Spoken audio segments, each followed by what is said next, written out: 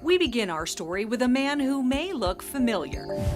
You're sticking your tongue out at me. Joe Bitsky, a disgraced former homeowner association president, owes the Nevada real estate division $8,000. It's a fine dating back to 2006 for working as a property manager without a state license. Why haven't you paid that fine? None of your business. The state hasn't made it their business either, which got us wondering how many other uncollected debts are out there. Contact 13 obtained this list from the state controller's office of Nevada's top 10 deadbeat debtors.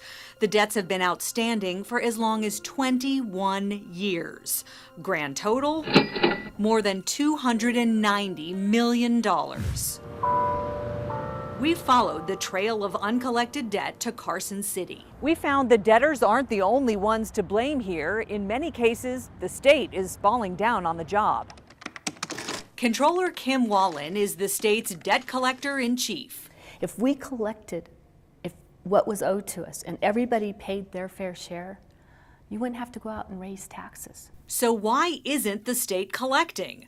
Wallen says government agencies often can't get their act together and don't have anyone tracking down debt. And I think that the other reason why they were sitting on the debts is it's like, wow, we turned this over. What's the legislature going to say that we didn't collect this? The biggest offender is the State Department of Taxation with more than $216 million in uncollected debt. McKesson Corporation's $723,000 tax debt dates back to 2009. From a company that calls itself the largest pharmaceutical distributor in North America, you'd think the taxation department would have no problem collecting. Because they have a huge department to collect debts, but obviously it's not working. Since the state seems to be doing a dismal job, Contact 13 tried tracking down debtors ourselves. Seven Seas Restaurant and Lounge on Westlake Mead has the oldest debt on the state's books at more than 21 years. They owe more than $1.5 million. No one there would answer questions, and this guy hid from our camera in his Mercedes. The story behind the debt here at Seven Seas is truly a tragedy. Back in 1991, there was a burglary. An employee was shot. He suffered brain damage, paralysis, and is permanently disabled. Only taxpayers are footing that bill because this place didn't have workers' compensation insurance. Well, I think in the case of Seven Seas, I'm really surprised that legal action wasn't taken on them. Seven Seas is still in business. The guy who runs it even has his name posted over his reserved parking spot. Why is this guy still running around out there? Because they can go and open up as some other company, corporation, or whatever. And you can escape your debt? Well, that's what's happening. We have a company up here called Eagle Gas. The number 2 debtor in the state is Eagle Gas here in Carson City. An underground leak contaminated the soil and the groundwater here at this gas station, and they owe the state $1.6 million in penalties and fees associated with that leak.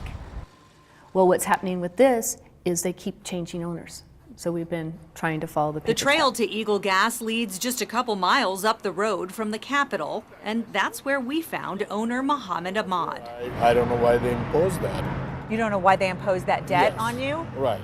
Well, according to their documentation, the Nevada Division of Environmental Protection did quite a bit to clean it up. So the taxpayers paid to clean it up. No, so they didn't do anything. The state is lying? Yeah. Yeah? Yeah, they didn't do any cleanup over here. It's still the contamination is there. Ahmad says he can't afford to clean it up himself. He wants his site to get Superfund status from the federal government. Back to the beginning of our story. Young lady, you need a little bit of an education. We asked Wallen about Joe Bitsky's debt to business and industry. We can't collect from him even though we know his house and all that, because when the agency turned it over to us, the statute of limitations had ran. Wallen says her office could do financial data matching and attach bank accounts to debts, but cutbacks have left them too short-staffed to do that. You shouldn't be cutting resources in an area where you're collecting the money.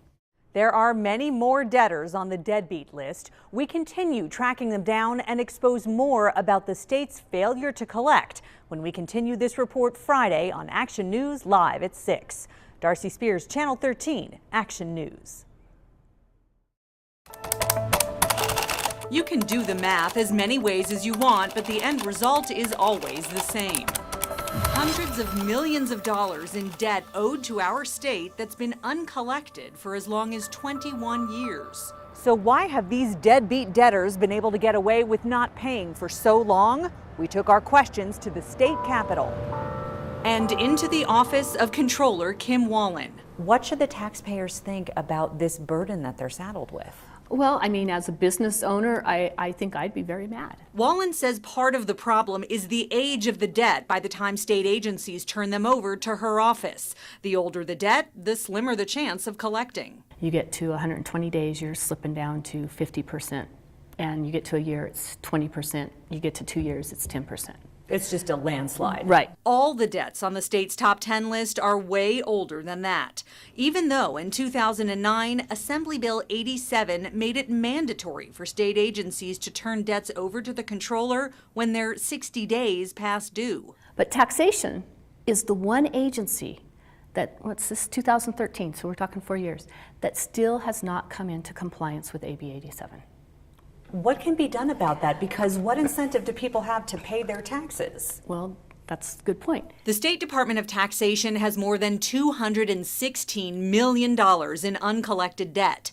We set out to track down the debtors. United Home Center, which used to be on South Maryland Parkway, owes the state $1.4 million in taxes dating back to 2003. There's now a whole new business getting ready to open where they once were. TJ Wholesale is another top 10 debtor who owes the state $644,000.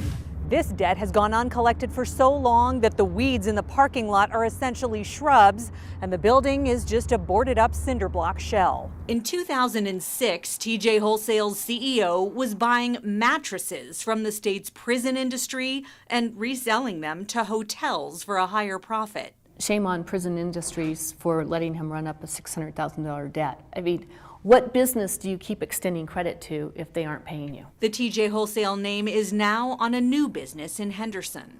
The state says the guy who racked up the debt sold TJ Wholesale, and now they believe he's hiding somewhere out of the country. They say he literally took the money and ran. Ron Knowlton bought the business's assets and is dealing with the fallout. There was a lot of frustration from prior manufacturers, suppliers, customers that we had to smooth out through time and improve our position and our identity as a new company that we are. Wallen says debtors like the mattress man at the old TJ Wholesale often play a shell game, sending the state on a paper chase. Why is it so easy just to change names on paper and avoid millions of dollars in debt? It happens everywhere just because, you know, Nevada is a very easy state to incorporate in. Okay? And like I said, we don't have laws in the books that says that you can't go and open up as under another name.